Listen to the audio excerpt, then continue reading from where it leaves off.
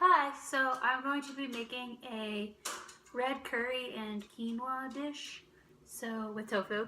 So I'm going to start by taking this tofu that I left in the fridge overnight in paper towels, drained, to keep it dry. So we keep it in paper towels because it starts to dry it out and it can take a marinade better. So we have this black tofu, and what we can do, so I'm going to take curry powder, and I wash my hands, and I'm going to take a little onto the palm of my hand, and I'm just going to coat the top so that it's kind of orange and the sides. You may need a little more curry powder while doing this. I really like curry, obviously. That's why I'm making a curry dish.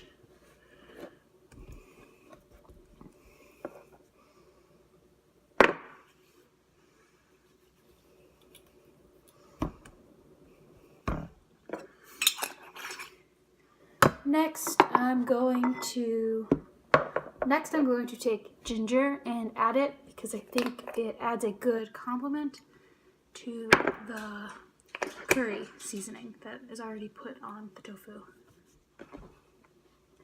So next I'm going to be taking some vegetables and chopping them up to put into the curry sauce. So I'm using a carrot, red potato, onion, celery, and asparagus because that's what we had in the fridge and that's what I like. So I'm just going to start with the carrot and start chopping. You can really use whatever vegetables you like. That's my dog. I happen to really like these ones. What you're going to do is take the red quinoa. I'm using a cup. And then 2 cups of cold water.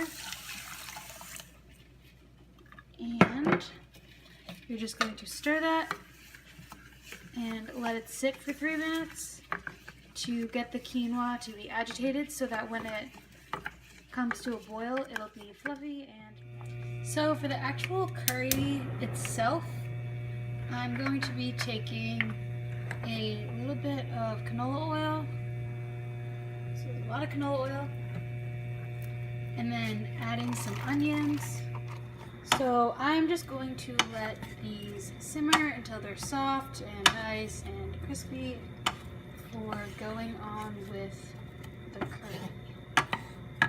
So now the onions have really started to cook as they are starting to turn more transparent. And this is the time where you're going to add in curry paste. So I'm making a red curry tonight. I use this brand of curry paste. I don't really know what it's called. I don't know how to pronounce it, but it's delicious. And I'm just going to add that in slowly.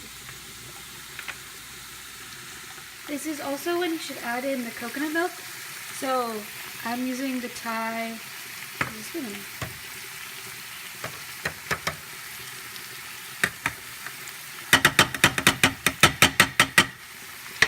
I just use the Thai organic coconut milk. It's unsweetened, all of that good things. And I'm adding in all of it just to cool down the curry a little.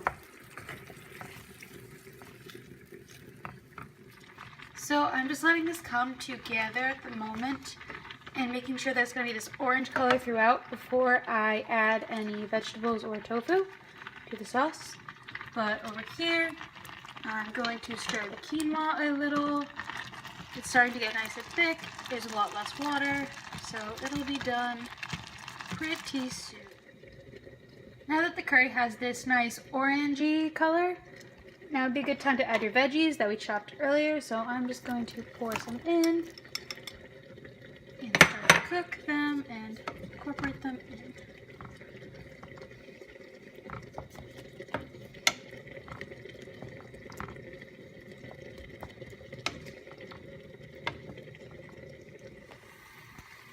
So this has been sitting for about 5 minutes, a little less. It's not an exact science. And now I'm going to add in the cubed tofu. I just put it in a little bowl. It's gonna add some extra spice and goodness. So same thing as the veggies, I'm just going to stir it a little, make sure it gets coated in the sauce, and then I'm going to put the lid on and let it simmer. So the quinoa's done once there's no more water left in there and it's all absorbed by the grain, and I just transferred it into this bowl so that my family can have some and serve themselves. As for the curry, you're going to want to make sure you have the steam going away from you. That looks good. I'm going to take it off the heat and let it sit there and cool for a little while before I put it over the quinoa. So now that this has cooled a little, I got a bowl of quinoa.